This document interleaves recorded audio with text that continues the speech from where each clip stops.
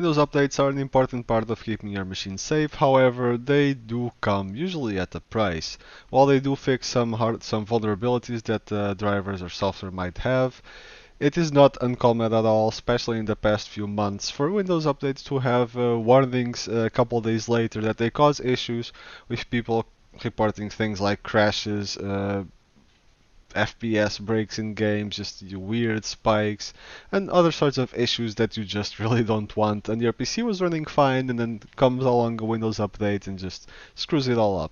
So pausing a Windows update can sometimes be a good solution, and it is just also a good precaution to just let it sit there for a while before actually letting it apply to your PC. But how do you go around doing that? For most of us, with the home version of Windows, you can pause them for up to 35 days.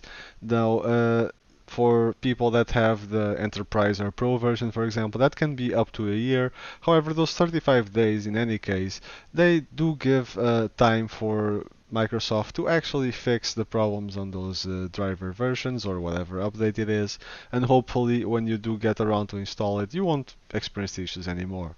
So for starters, head up to your Windows settings. This should be here, very easily accessible. Head to Update and Security, and you'll see a little pause updates for 7 days right away here, which you can pause if you just want to pause it for 7 days. However, you do have other options. Click here on Update Options, Advanced Options, and at the Advanced Options right here at the bottom, you have a choice of when to resume updating. So you can pause all updates until the date that you choose. And right now, because of the day that I'm putting this on, recording this video, the limit is Saturday, 21st of December 2019, which is 35 days from now. Makes sense. While this does help you delay the updates for a certain amount of time, at a certain point you will have to do the updates anyway because those 35 days will time out. There are some workarounds that you can actually do to never get those updates. However, I do advise you guys to get them because they do fix potential problems and exploits and optimization issues. But if you are going to get them, then you might as well be sure that you are getting them safely and nicely before you actually are forced to do them without having a way to go back. Windows does have some features that let you roll back. However, I still advise creating a restore point to be able to restore to that previous point when you update it if anything goes wrong. To create a restore point, just head over to the search bar, it's the easiest thing to do, and just type restore or restore point, and you'll be greeted by this little result, which you can then click and go to the system properties, where you can do a system restore. Among the options available to actually use a restore point to restore your PC, you have at the bottom an option to create a restore point. You can then name it, do a description or a time or something. Let's just call it backup.